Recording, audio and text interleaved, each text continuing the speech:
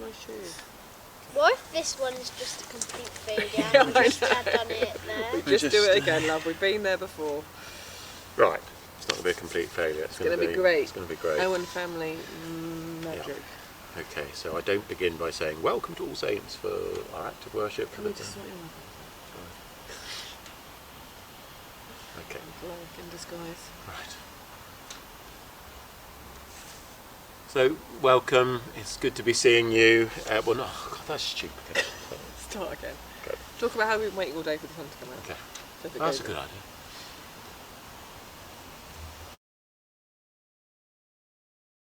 Well, I'm sure when we announced back in February or whenever it was that we were going to be moving on from All Saints, that we, in amongst the very mixed emotions we all felt at that time, we were at least looking forward to having a bit of a party together and a chance to celebrate the time we've had together this past 12 years.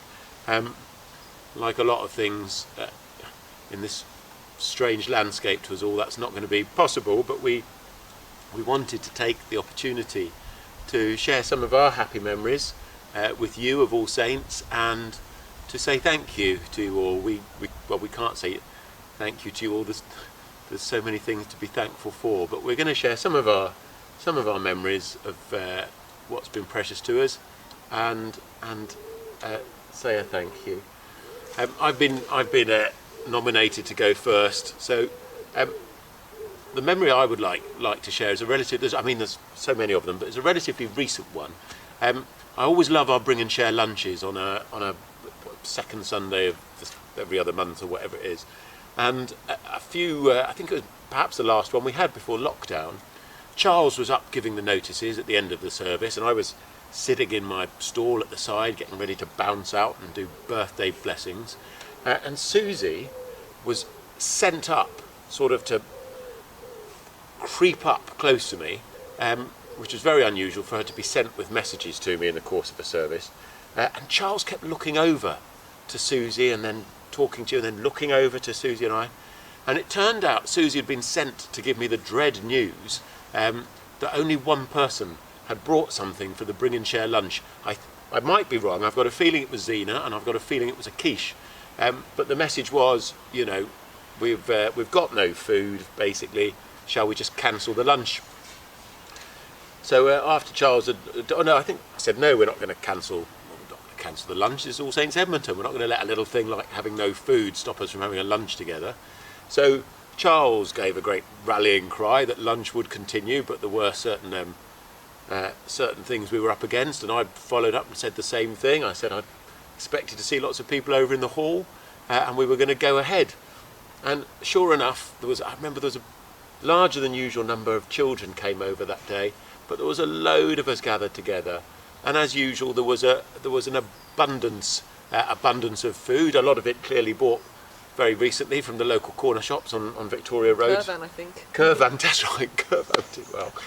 But we had this great meal together, and it was such fun, such a celebration.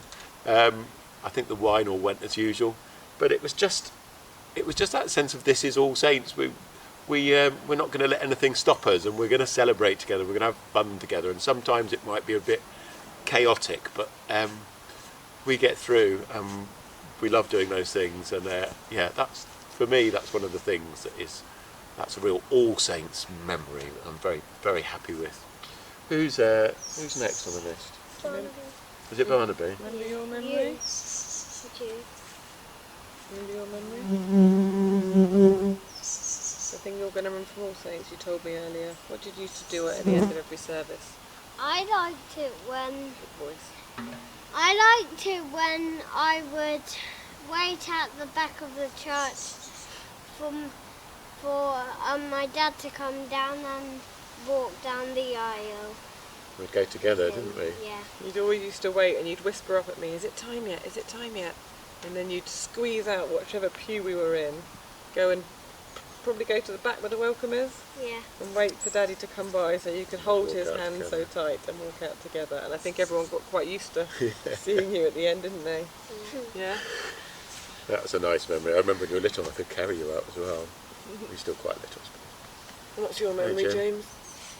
I remember when we used to ring the bells, and we used to joke that we needed to ring the bells to wake up Mummy because she always overslept. I never knew that. Did you? I didn't know that either. So who made that? Auntie Eva. Who made that joke? Was it Uncle George? Was it? Uncle George. I also loved at the end of church where everybody would all go about doing whatever they needed to do, and I would go play with some of the children sometimes. And I also really loved choir practice and standing up on the, what do you call it? Nave step? Chancel step. Chancel step. The same step And we would where you hurt your head yesterday, James. That very step. And we would sing to the church. Yes, I always loved that. I used to get frustrated because you would, as you know, the junior choir would sing at the all-age Eucharist, and you'd be behind me, and I'd love listening to the singing. I'd love the way the numbers would always swell as well on a Sunday morning, and I always really wanted to look behind me to see you singing, but I wasn't really supposed to do that. Well, you've both stolen my memory, Oh no. which I wanted to talk about. I remember it must have been about 3 years ago now, I think. And I think, probably for the 4th or 5th time, Stuart had a meeting with the young people in church, and as he did, ask them what they wanted. And I think again they'd asked for a choir. They said, "We really want a junior choir." And Stuart said, "Well, I'm just going to have to do one. I'm going to do one. This is what they want." And Simon backed it. And Simon backed it up. And then I, somewhat reluctantly, I'll be honest, we're amongst friends, aren't we, said, "Okay, I'll help." I didn't know what it was going to be like. I'd never done anything like that before, really. Obviously done lots of singing myself, but not leading a choir.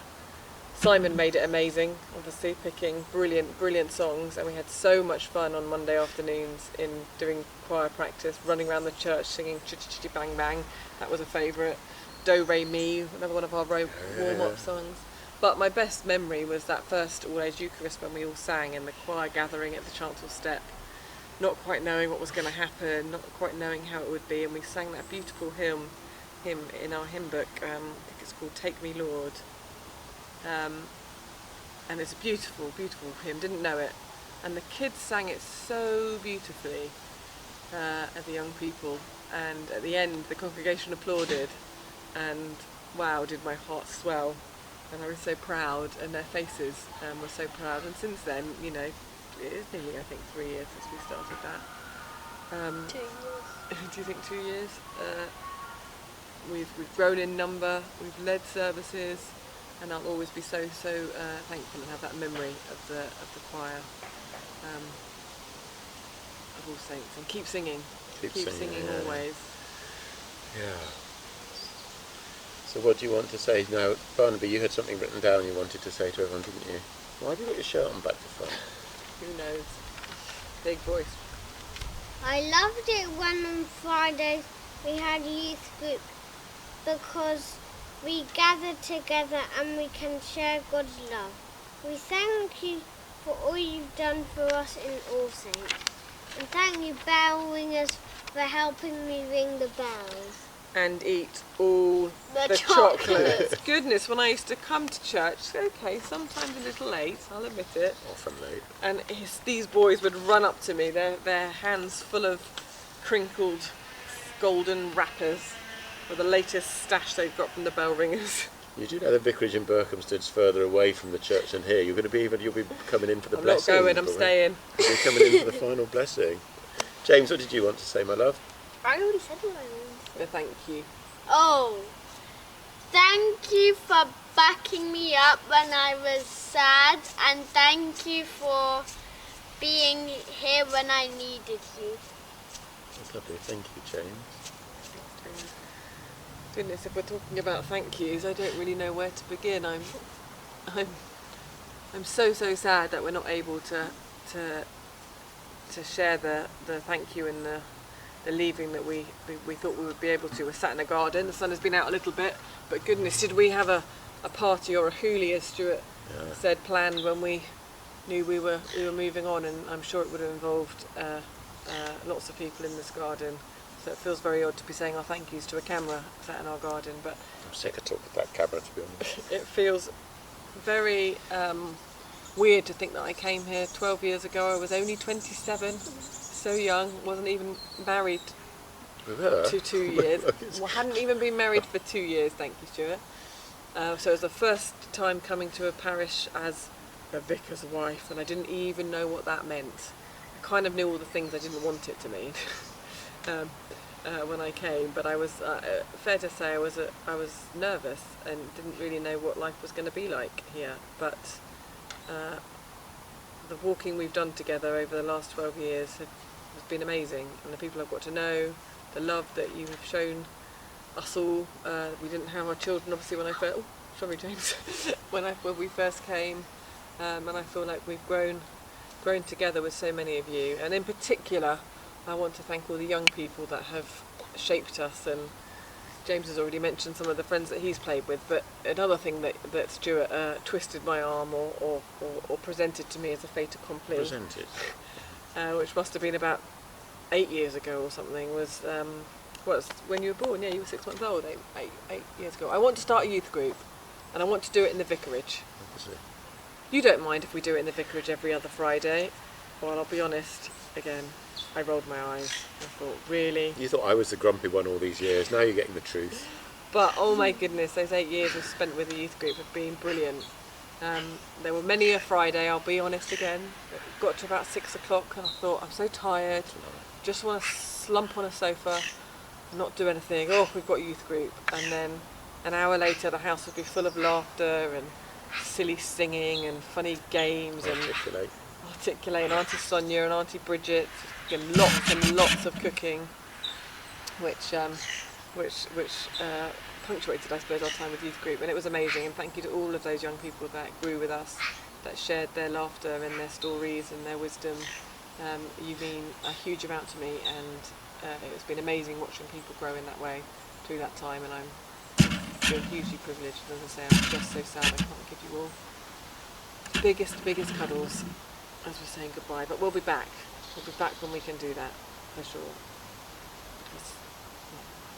But thank you for everything. Yeah, I mean, I don't know where to begin really, or how to end.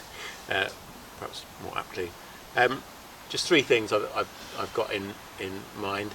The first is to say, when I was, I've often made an odd boast because it just makes me sound lazy, really.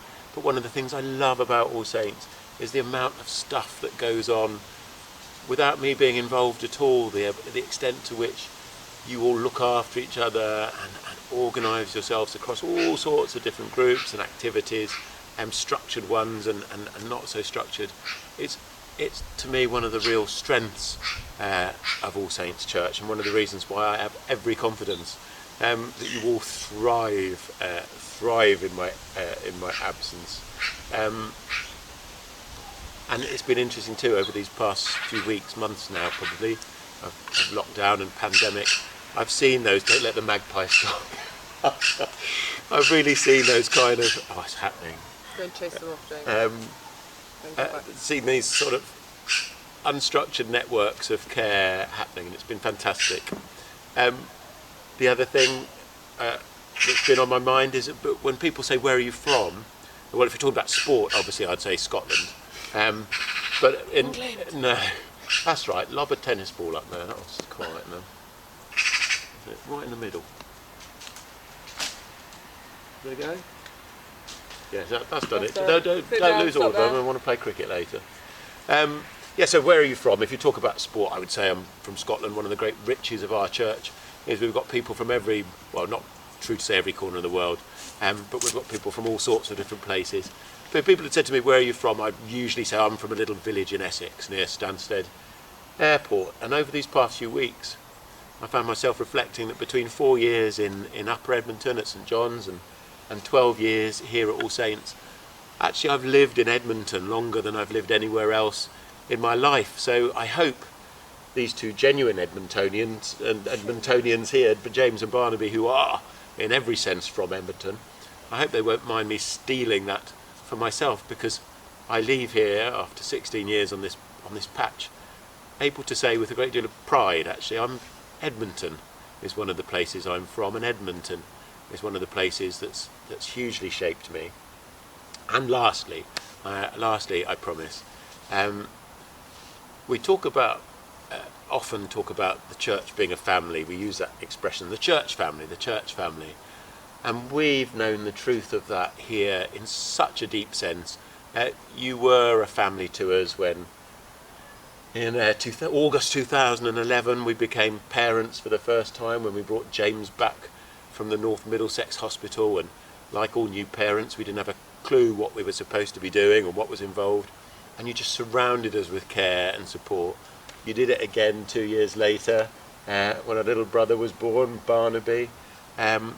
You've surrounded us with that love and care again.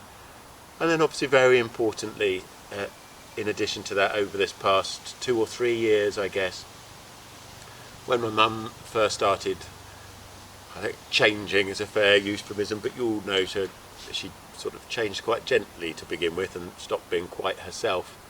And we never talked about it. I never said anything to people in church about it. Nobody ever said anything to me, but you all sensed that she wasn't quite herself. She was just a little bit more vulnerable or fragile.